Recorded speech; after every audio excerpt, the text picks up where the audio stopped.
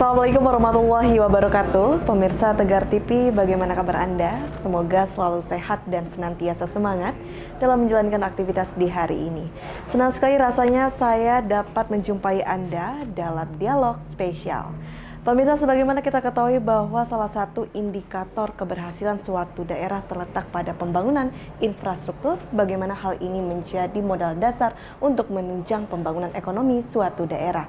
Tentu saja untuk bisa membahas mengenai infrastruktur di Kabupaten Lampung Tengah, sudah hadir bersama kita yakni Wakil Ketua Komisi 3 DPRD Lampung Tengah dari fraksi Demokrat, Bapak Singa Ersa Arwangga.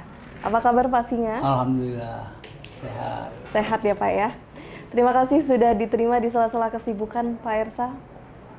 Ya, mengingat ini juga hari libur, jadi kegiatan memang lagi seharusnya istirahat. Lagi istirahat. Tapi ya kita sempatkan waktu demi masyarakat juga ya. Demi masyarakat. Namun untuk kesibukan saat ini apa tengah kesibukannya Pak?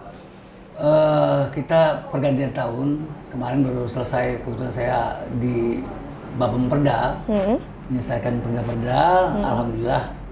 Selesai semua tugas kami. Ini di tahun yang baru ini kita masih membuat program kerja baru, kita rapatkan nanti di komisi.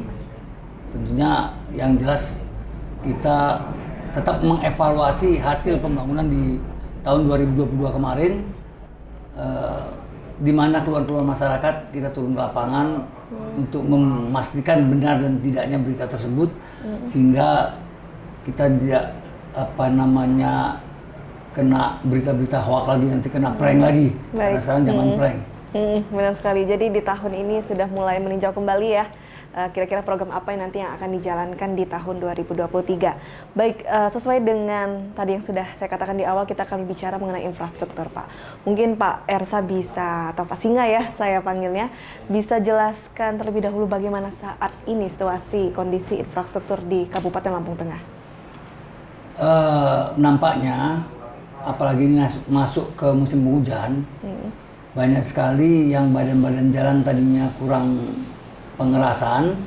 Pada saat musim penghujan ini banyak yang ambles lagi. Kemarin beberapa waktu lalu banyak berem-berem jembatan itu yang longsor karena mungkin tadinya tidak dilakukan pemadatan, sehingga begitu masuk air dia langsung tergerus dan longsor. Dan hal tersebut baru diperbaiki di tahun berapa Pak? Apakah itu baru sebentar kemudian rusak lagi atau justru tidak? Itu sebenarnya belum yang banyak tersentuh. sebetulnya baru. Kalau yang sudah lama dia malah justru sudah padat. Jadi yang baru ini memang mungkin konsultannya agak alpa ya. Itu seharusnya terjadi pemadatan, namanya timbunan ada pemadatan baru dipasang talutnya. Nah, tetapi karena tanahnya tidak dilakukan pemadatan, tentunya tembok penahan tanahnya tidak mampu untuk menahan. Maka sekira ini perlu juga nanti menjadi perhatian dari Komisi 3 ya Pak ya, untuk mengawasi hal ini agar kualitas pembangunan infrastruktur di Lampung Tengah khususnya jalan bisa lebih baik lagi. Pak, kita kan tahu bahwa di Kabupaten Lampung Tengah ini memang secara luasnya sangat luas ya untuk wilayahnya. Namun kalau bisa kita simpulkan, kondisinya bagaimana? Secara persentase apakah rata-rata atau memang sudah bagus atau justru sangat rendah untuk masuk ke kualitas baik? Kalau kualitas lihatnya pembangunan jalan kurang sekali. Kurang baik. Bahkan kurang sekali. Iya. Kenapa? Beberapa tempat pengaduan ke Komisi 3 juga kemarin sempat kita sejak arah jalan ke Ringin Harjo, Nyukang Harjo itu juga baru dibangun, sudah banyak yang lupas kembali. Jadi tetapi itu semua kan masih dalam perawatan. Jadi masih tanggung jawab kontraktor untuk memperbaiki. Mudah-mudahan memperbaikinya nanti jangan asal-asalan, sehingga masyarakat merasakan bahwa pembangunan itu berdaya guna lama dan bermanfaat untuk masyarakat. Dan memang kelihatannya ini yang perlu diperhatikan adalah konsultannya kurang bekerja maksimal kelihatannya. Konsultannya. Dan ke depannya nanti apa yang akan dilakukan oleh Komisi 3 untuk konsultan? Kita akan panggil dinas terkait untuk memperbaiki proses kontrak daripada konsultan tersebut, sehingga konsultan punya rasa tanggung jawab yang besar kepada pekerjaan tersebut. Kelihatannya ke depan mudah-mudahan dinas terkait melakukan rekrutmen daripada jasa konsultan betul-betul melalui pemeriksaan yang lebih baik, kemampuan kerjanya, dan tidak bekerja sama dengan kontraktor untuk melakukan korupsi kualitas daripada jalan itu sendiri. Tapi kalau dari Pak Singa sendiri melihat, apakah ada permainan di sini sebenarnya sehingga mengapa selalu kondisi infrastruktur di Lampung Tengah itu selalu jangkanya pendek, kemudian rusak kembali? Sebetulnya relatif ya. Relatif bagaimana? Mengingat ruas jalan di Lampung Tengah ini sangat luas sekali dengan APBD yang tidak sehat, habis itu belanja pegawai. Jadi pemerintah Kabupaten Lampung Tengah sebetulnya sudah berusaha maksimal untuk bagaimana caranya menentukan mana yang sangat mendesak, mana yang urgent untuk segera dibangun. Sudah diseleksi, namun itu tadi mengingat keterbatasan dana, apalagi sekarang sudah ada pembayaran bunga pinjaman PEN kemarin, tentunya sudah mengurangi APBD untuk bayar bunga yang seharusnya bisa untuk infrastruktur, akhirnya ke bunga. Mudah-mudahan Pak Bupati Lampung Tengah dapat memanage semua dinasnya agar betul-betul melaksanakan tugasnya dengan baik dan pembangunannya dilaksanakan dengan baik untuk bisa mengingatkan dinas terkait. Tapi kalau dari Komisi 3 sudah menjalankannya dengan baik, Pak, turut mengawasi. Kita setiap ada laporan masyarakat, kita tetap panggil dinas terkait selalu. Nah, dalam kesempatan ini saya juga butuh pemberitahuan dari masyarakat di mana yang dilakukan pembangunan tidak baik. Jadi kita bisa turun ke lapangan, kita cek langsung kebenarannya. Jadi jangan sampai kena prank lagi. Nah, jadi memang pernah sempat di prank, Pak. Ada cerita di situ. Sekarang ini banyak sekali berita hoax, ya ternyata hoax, nggak benar, hanya rusak sedikit dan retensinya juga belum dibayarkan dan masih proses perawatan.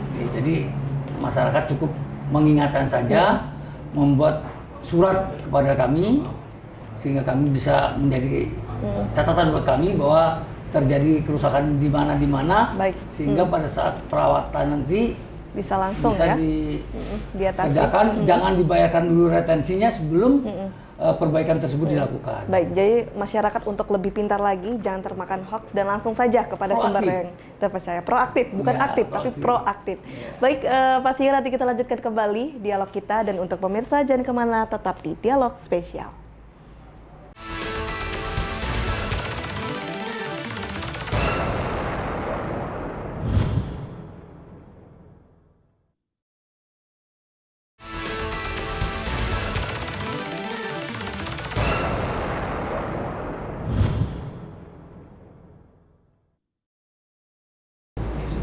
Terima kasih pemirsa, Anda kembali menyaksikan Dialog Spesial, dan tentu saja kita masih membahas bersama Komisi 3 DPRD Lampung Tengah. Baik Pak Singa, tadi sempat terhenti mengenai pembangunan infrastruktur, cerita bahwasanya memang perlu ditingkatkan lagi ya kualitas, mulai dari memilih dari jasa konsultan dulu ya Pak ya. Baik, namun sebelum itu dari seluruh aspirasi yang sudah ditampung Pak Singa sebagai wakil rakyat, sebenarnya titik mana Pak yang perlu menjadi sorotan untuk diperbaiki segera? Titik jalan yang seakan-akan tidak pernah dibangun, bahkan sudah ada 20 tahun yang lalu, tidak pernah dilakukan rehab, mengingat jalan tersebut dilintasi kendaraan yang saya katakan berkapasitas tinggi tadi, sehingga pemerintah kelihatannya enggak untuk membangun itu, diserahkan kepada perusahaan yang ditimbun-timbun dengan tanah saja. Jadi kan masyarakat yang dirugikan. Jadi ditertibkanlah pakai kendaraan yang sesuai. Di jalan apa itu Pak? Di titik apa? Ruas jalan dari Payung Mulia, Payung Rejo, dari Nukangan Arjo, Payung Mulia, Payung Rejo, Bandarsari. Tiga titik tersebut ya? Sampai ketemu jalan provinsi arah Bandarsari ke Prengsewu. Pringsewu. Jalan provinsinya pun hancur mengingat bahkan kapasitas tonase yang melampaui batas. Walaupun jalan provinsi pun tidak mampu untuk menahan beban seberat itu. Seberat itu. Dan hal tersebut sudah dikomunikasikan? Sebetulnya saya sudah berulang kali statement di media, tetapi kelihatannya tidak ada respon atau saya curiga nih sekarang. Kenapa tidak ada respon? Ada udang di balik batu nggak nih? Apa kecurigaan Pak Singa di sini? Jangan-jangan ada udang di balik batu nih, tidak ditindaklanjuti kan? Seharusnya kan pemerintah tahu bahwa itu tidak sesuai kapasitas kendaraannya. Kenapa pihak terkait tidak melaksanakan pembatasan? Seakan-akan pembiaran bahkan tutup mata. Nah ini saya menghimbau kepada dinas terkait, pihak kepolisian, jangan tutup mata dong keluar masyarakat ini. Ditutup, disesuaikan dengan kapasitas kol diesel lah. Saya rasa dengan kol diesel multifungsi. Karena apa? Dengan kol diesel kendaraan lebih banyak. Menggeliatkan perekonomian masyarakat. Mau tidak mau, supirnya tadinya satu pusu itu 3 truk kol diesel, jadi 3 kan supirnya.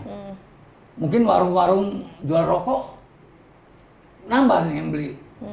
Makan warung makan dan lain sebagainya kan, ini menghidupkan perekonomian rakyat. Benar. Dengan puso yang merusak jalan, justru mensengsarakan masyarakat. Tetapi dengan kapasitas kendaraan yang disesuaikan dengan jalannya, justru menghidupkan perekonomian rakyat. Nah ini saya berharap betul-betul disesuaikan. Harus disesuaikan. Jangan tutup mata. Jangan saya curiga kalau tutup mata begini. Dalam kesempatan ini, mudah-mudahan pihak terkait membuka mata hatinya, bukan mata ini, tapi mata hatinya juga ikut membuka. Bagaimana masyarakat Lampung Tengah ini menderita dengan kerusakan jalan di 3 titik tersebut. Mungkin apakah ada indikasi bahwa memang ada titik lainnya di Kabupaten Lampung Tengah yang lebih mendesak dibanding 3 titik yang sudah disebutkan? Kelihatannya, mengingat jalan itu dibiarkan dengan kapasitas berat dan sudah selama diserahkan dengan perusahaan yang hanya ditambal sulam dengan limbah. Sehingga pada saat kemarau debunya banyak, saat musim penghujan sekarang ini becek. Saya sendiri setiap hari keluar 50.000 untuk cuci mobil. Itu dari cucian mobil ke rumah saya udah mulai kotor lagi.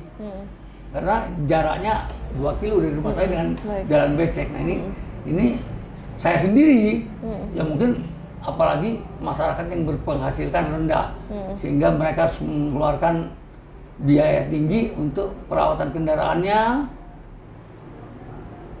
Nah ini perlu sangat diperhatikan oleh pihak terkait. Sangat diperhatikan ya. Karena melihat dari situasi yang sudah dijabarkan oleh Pak Singa memang begitu urgent ya. Ini juga akan menghambat aktivitas yang dilakukan ya Pak ya oleh masyarakat. Yang kasihannya anak-anak sekolah juga naik sepeda, yang naik sepeda kan itu berlubang-lubang keriting jalannya. Baik.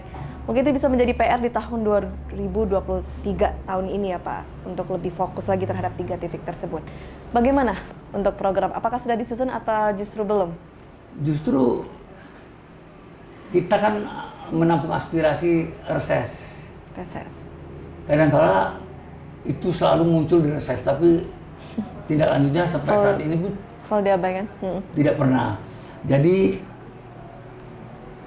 saya minta dengan sangat pada dinas terkait, bukalah mata hati para bapak-bapak untuk melihat betapa susahnya masyarakat yang terdampak dari rusaknya jalan tersebut. 3 titik tersebut ya Pak. Jadi di tahun 2023 Pak sudah dijabarkan permasalahan yang sekiranya perlu mendapat perhatian dari dinas terkait.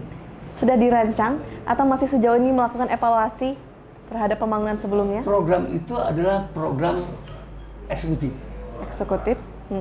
Yang kemudian dibahas di Badan Anggaran. Betul saya tidak di Badan Anggaran, tapi saya di Bapemperda. Jadi sejauh mana pembahasannya masih saya belum tidak menguasai karena bidangnya saya di pembentukan perda.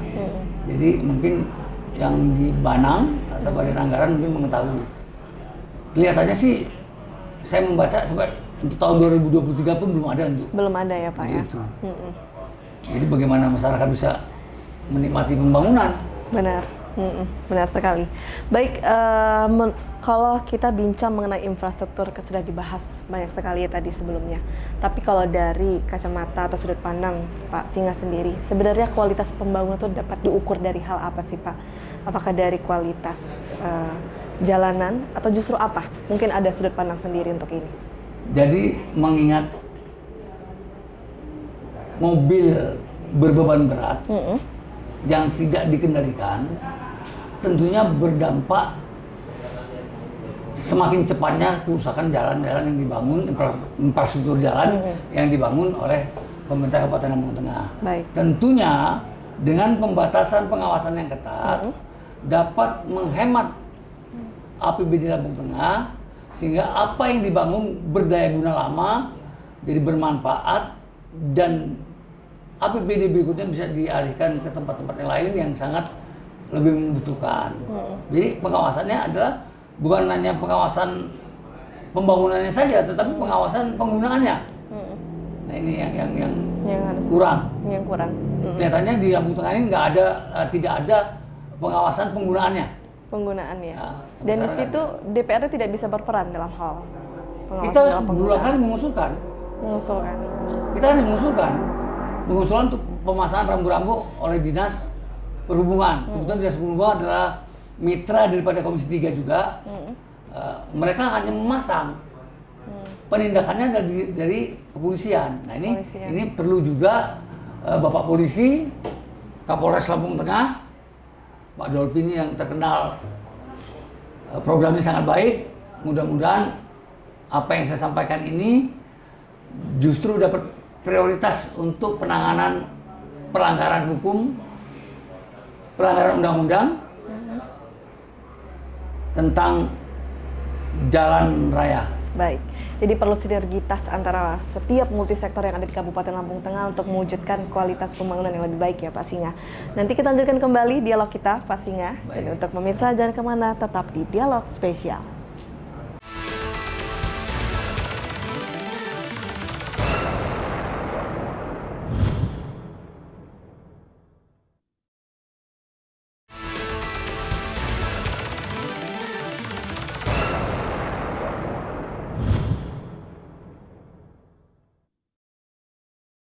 Terima kasih pemirsa, Anda kembali menyaksikan Dialog Spesial.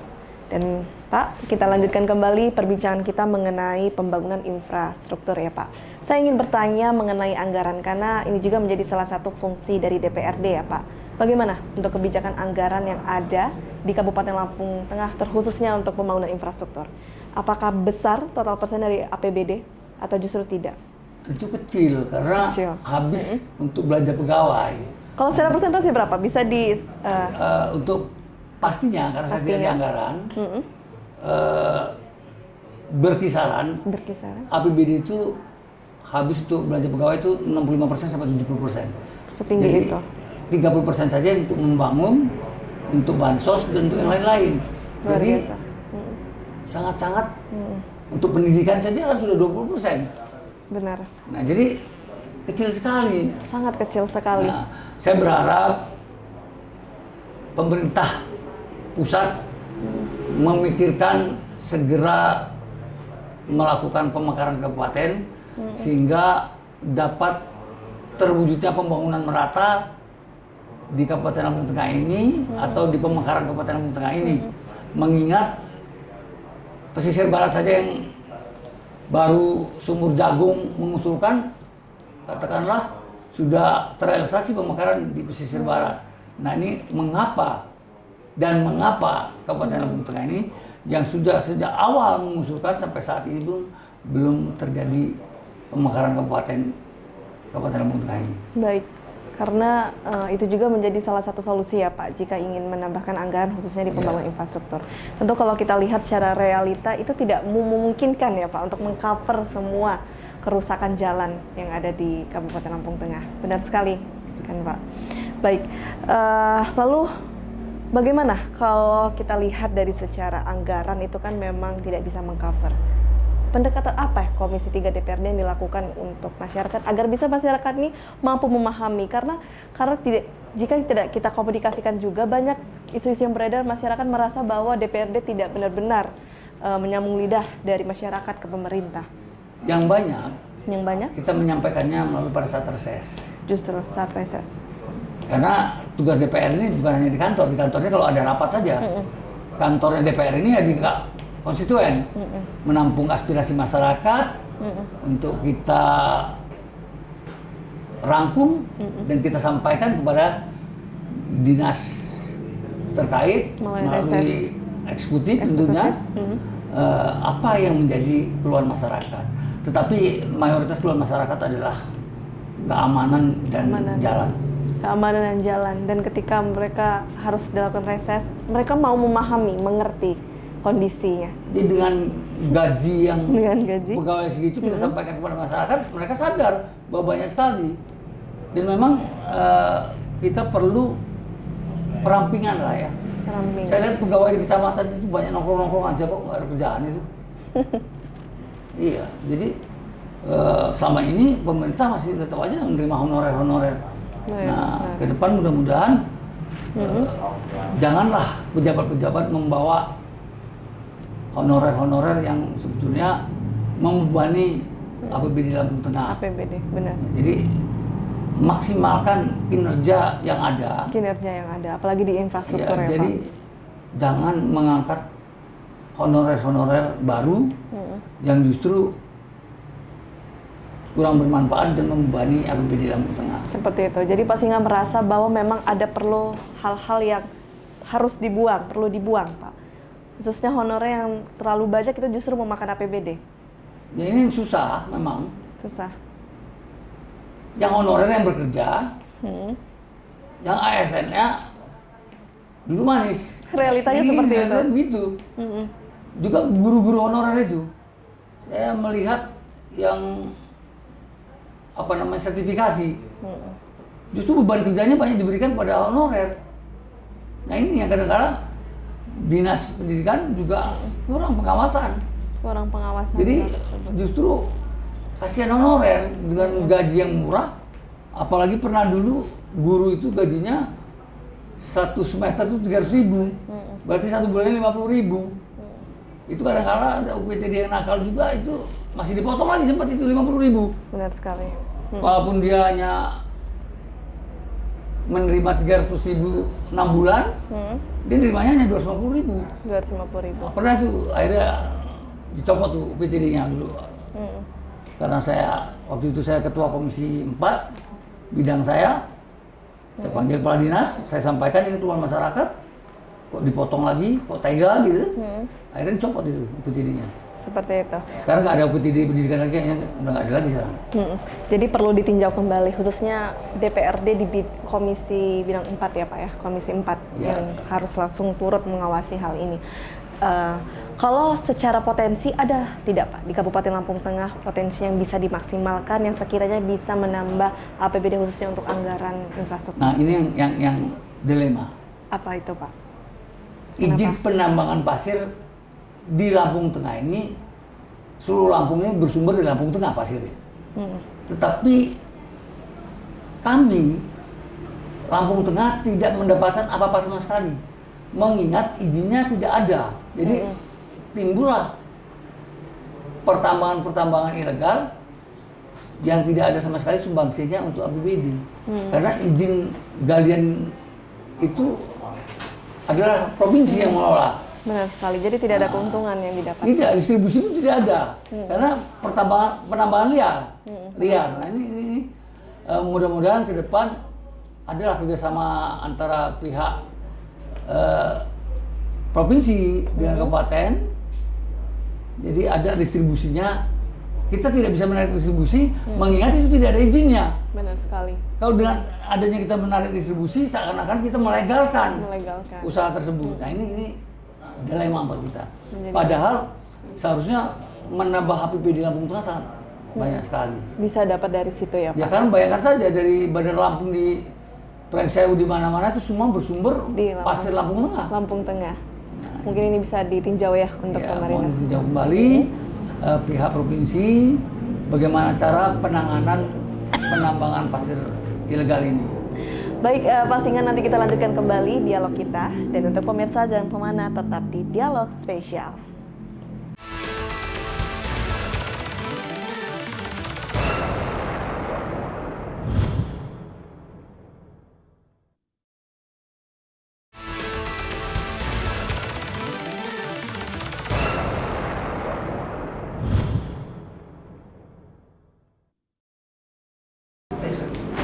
Baik, terima kasih pemirsa, Anda kembali menyaksikan Dialog Spesial dan tentu saja kita masih berdialog bersama Wakil Ketua Komisi 3 DPRD Lampung Tengah.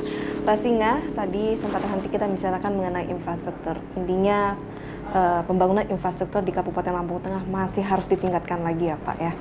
Sehingga ini menjadi PR juga untuk di tahun ini. Sepakat ya Pak? Sepakat. Baik, Pak Singa, rasanya tidak abdul kalau kita tidak berbicara mengenai pesta demokrasi 5 tahun yang insya Allah hitungan bulan akan dilaksanakan di tahun 2024 ya Pak. Yang menjadi syarat utama juga bagi para caleg ya, kita berbicara mengenai calon legislatif itu adalah janji politik. Ketika kita berbicara mengenai janji politik, banyak sekali masyarakat yang merasa janji politik itu adalah sebagai tipuan, hanya kebohongan belaka. Bagaimana kalau pendapat dari Pak Singa? Memang sebaiknya pada saat kita berkampanye mensosialisasikan kita kepada masyarakat sebagai caleg, janganlah terlalu muluk-muluk dengan janji-janji. Mengapa? Karena akan sakit masyarakat nanti apabila janji-janji itu hanya janji-janji politik yang tidak akan pernah terrealisasikan. Benar. Jadi sebaiknya saya tidak pernah muluk-muluk.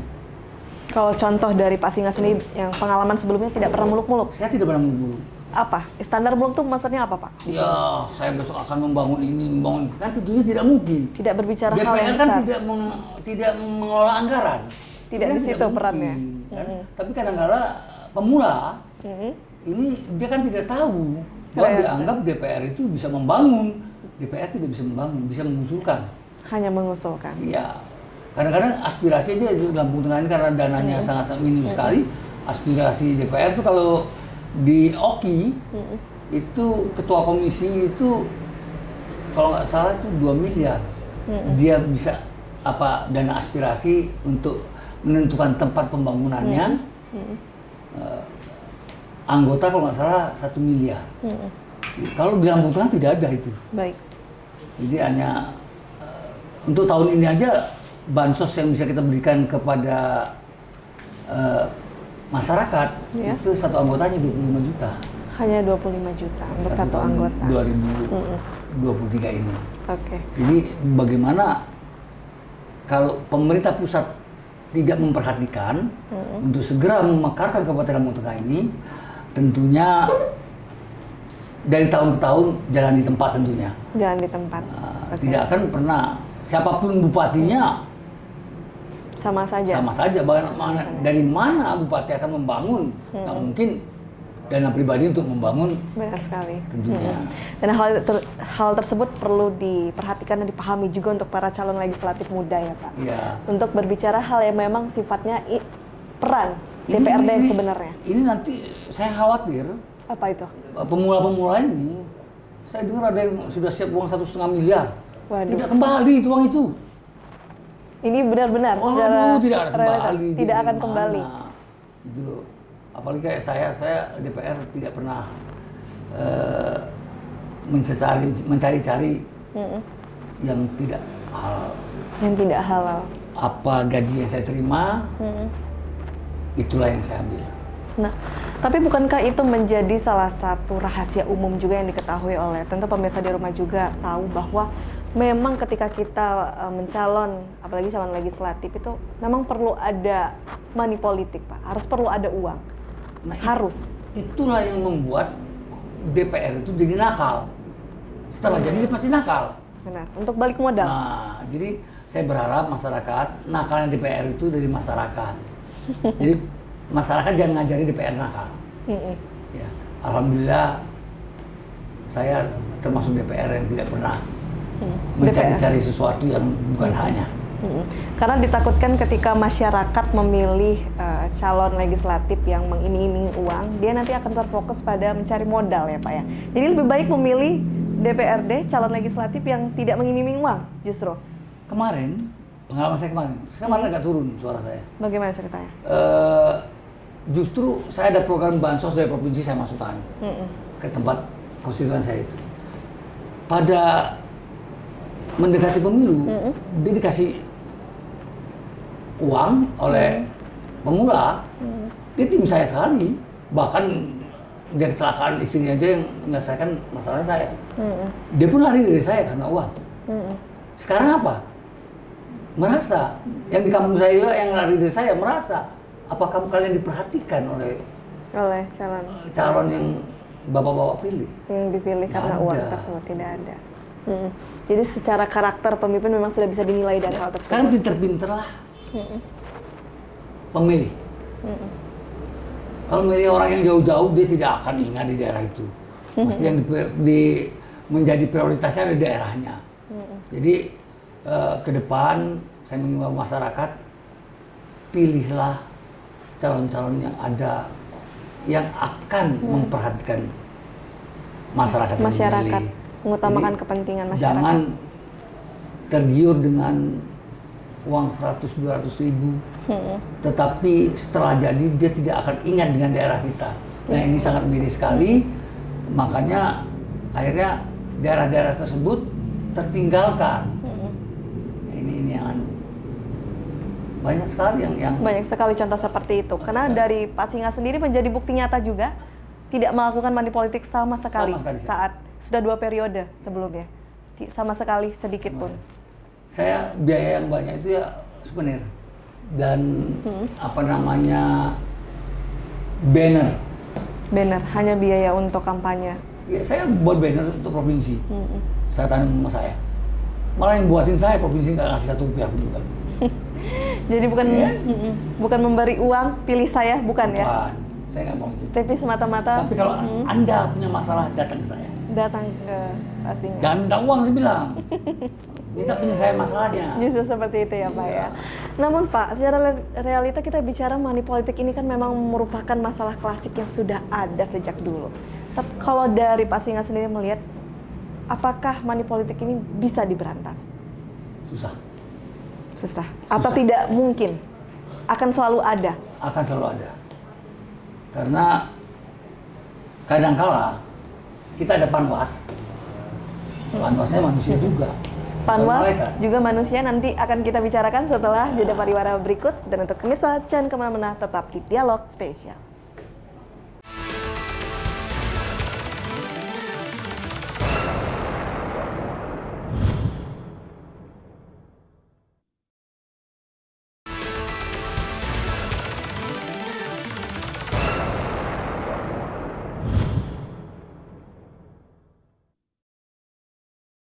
Terima kasih pemirsa, Anda kembali menyaksikan Dialog Spesial dan tentu saja kita masih membahas mengenai perhelatan pemilu di 2024.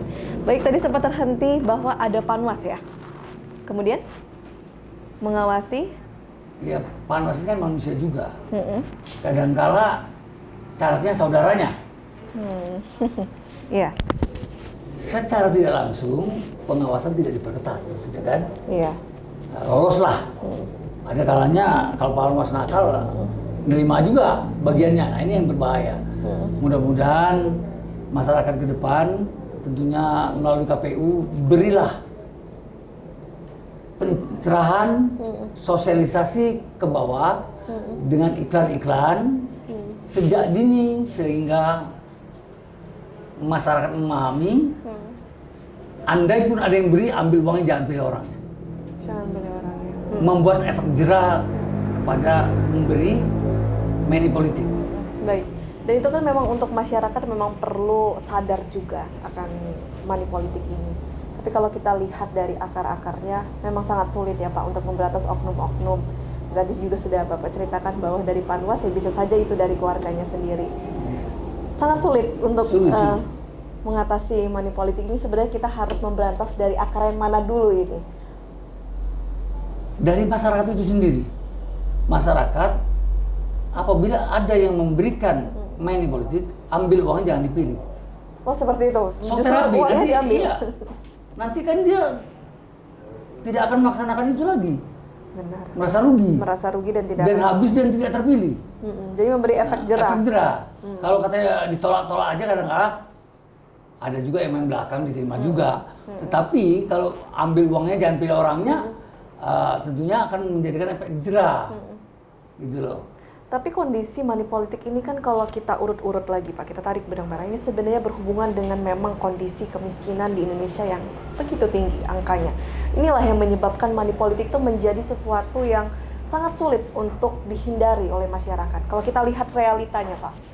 Kalau kita turun ke bawah, sebetulnya tidak juga orang yang miskin yang menerima money politik. Sebenarnya. Ya, banyak juga orang yang mampu yang menerima money politik. Justru yang mampu menerima money politik lebih besar daripada orang yang miskin. Karena miskin pada dasarnya mereka bodoh dan kurang wawasan, sehingga dikasih berapapun diam. Tetapi kalau yang sudah menengah ke atas, justru dia bermanuver sehingga apa yang mereka dapatkan lebih daripada orang yang miskin. Bapak menyaksikan sendiri atau secara data atau apa? Saya mendengar, kalau melihat langsung tentunya saya tidak bisa mengingat mereka sangat melindungi diri agar partai lain tidak melihatnya. Itu makanya tidak saya laksanakan dulu saya main politik. Waktu periode pertama suara saya kan melimpah betul. Saya takut saya jadi incaran daripada para Panwas atau orang yang tidak senang oleh dengan saya jadi target mereka. Itu makanya saya tidak laksanakan. Baik. Semoga di tahun 2024 mungkin tidak bisa kita katakan langsung hilang praktek money politik, tapi setidaknya masyarakat sadar ya dari sudah apa yang disampaikan oleh Pak Bima baru saja.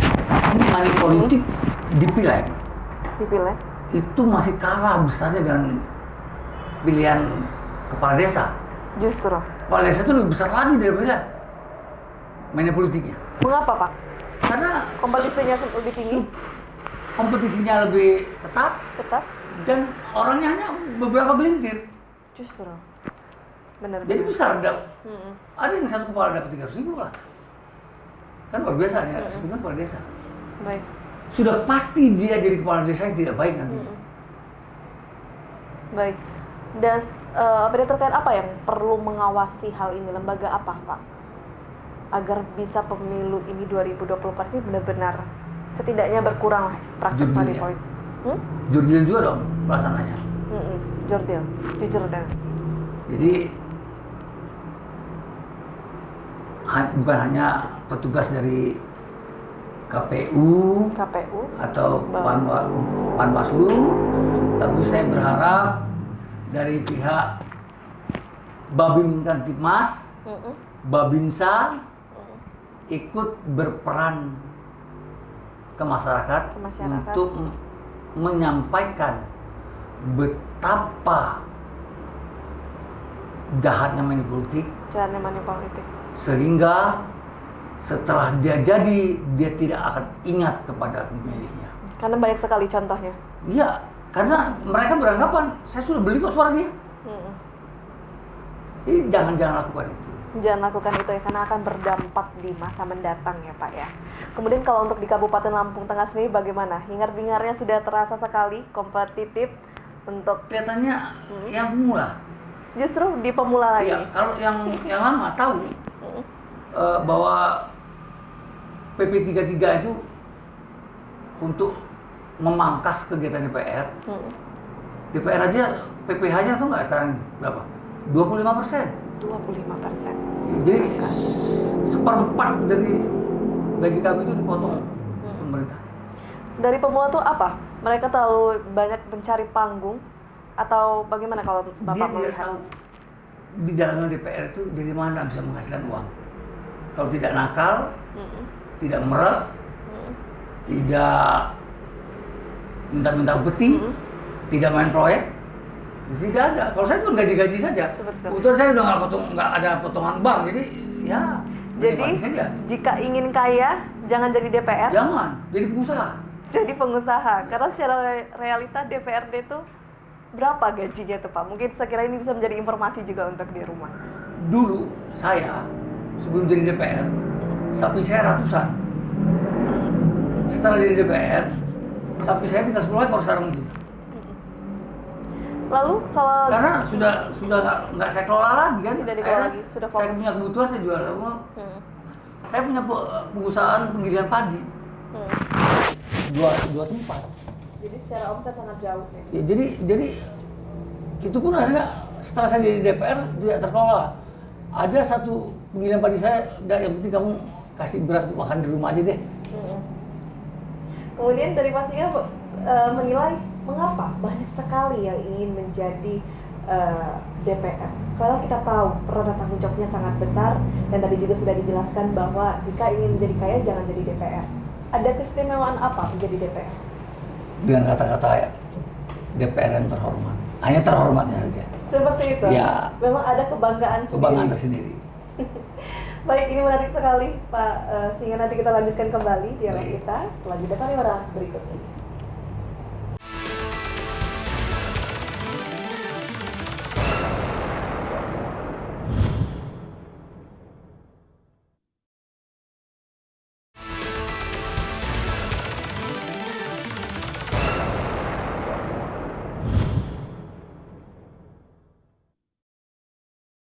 Terima kasih pemirsa, Anda kembali menyaksikan dialog spesial, dan tentu saja kita masih berdialog bersama Wakil Ketua Komisi 3 DPRD Lampung Tengah.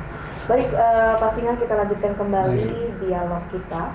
Bahwasanya memang berbincang mengenai tentang pemilu dengan sederet permasalahan itu begitu panjang ya Pak. Dan ada satu yang menjadi, ada beberapa sebenarnya, tapi saya mau mulai dulu mengenai sistem pemilihan ini. Ada yang terbuka, ada yang tertutup, ada suaranya dari kedua tersebut. Tapi saya ingin tahu dari Pak Singa sendiri bagaimana pendapatnya? Apakah lebih baik tertutup atau terbuka? Kalau saya sebagai DPR, saya berharap itu terbuka. Mengapa demikian? Saya katakan, demokrasi itu betul-betul terasa di masyarakat. Dia memilih wakilnya, betul-betul apa yang dipilih itu nyata. Tapi kalau tertutup, yang milih itu nggak tahu milih siapa. Bahkan mungkin ada orang dari Jakarta didudukan jadi nomor 1 di sini dan jadi. Apakah mungkin dia dapat maksimal untuk menampung aspirasi masyarakat? Tentunya jauh panggang dari api. Nah, ini yang sangat masyarakat harapkan tetap itu terbuka.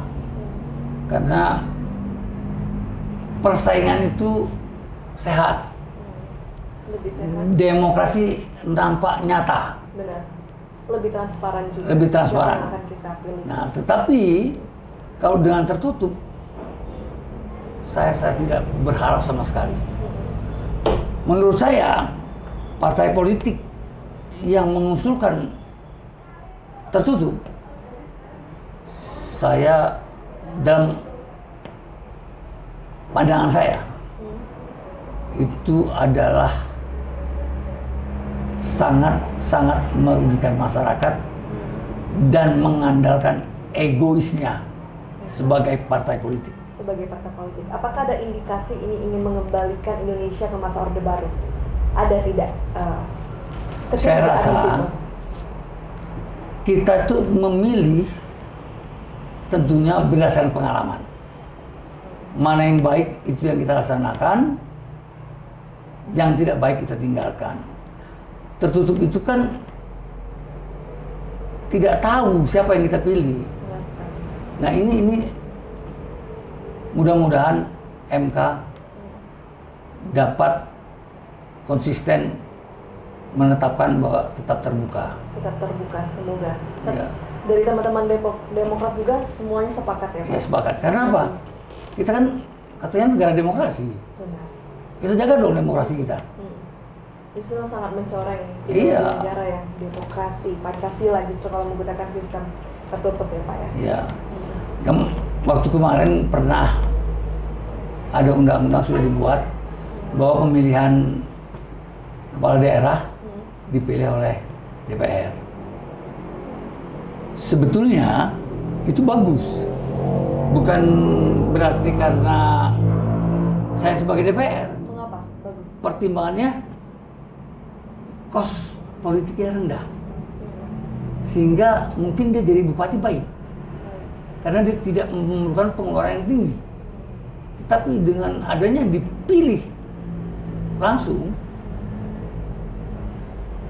wani piro, nomor piro, wani piro, itu tetap ada.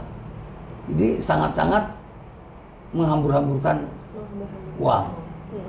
Seperti sistem tertutup juga, embel-embelnya adalah untuk lebih mengefisiensi pesta demokrasi agar kosnya atau biayanya itu lebih kecil.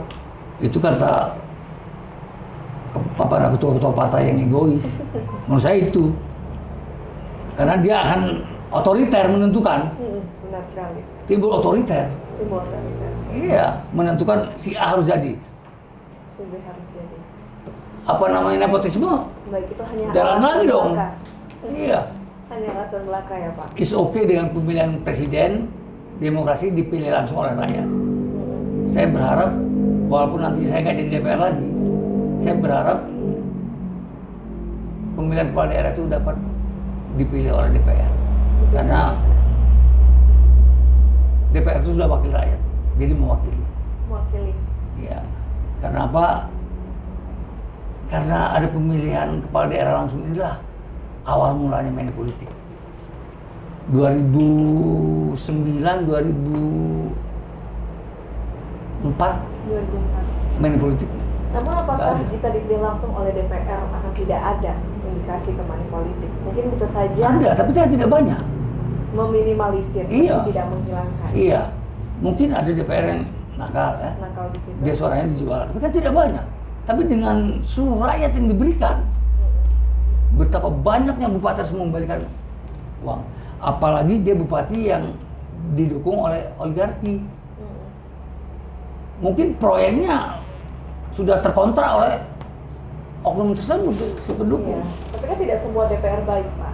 Tidak sama seperti Pak Singa yang mungkin Mudah-mudahan banyak masih yang kayak saya. masih banyak. Karena saya amati juga masih banyak juga yang baik. Masih banyak teman-teman DPR lainnya juga ya Pak ya. Yang nggak baik juga banyak.